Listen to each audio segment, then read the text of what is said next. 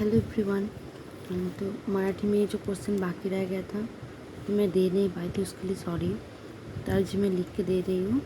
चित्रात कोणतर ये क्वेश्चन है, एक दो तीन जगह 10 था, इसका आंसर मैं लिख के रखी हूँ।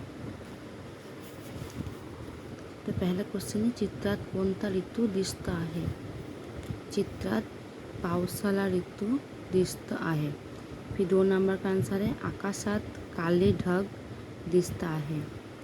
रस्त्यावर पाण्याच्या लहान ओहळ दिसत आहेत। लहान मुले पाण्यात कागदाच्या होड्या सोडून खेळत आहेत।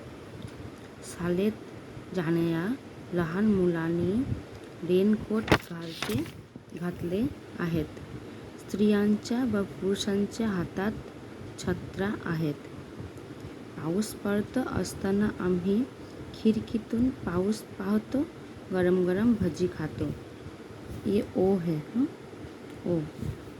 आम्ही पाण्यात कागदाची होडी सोडण्याचा आणि पाण्यात उड्या मारण्याचा खेळ खेळतो। ये सब आंसर है। ठीक है, क्वेश्चन तो उधर है, देख के आंसर लिख देना।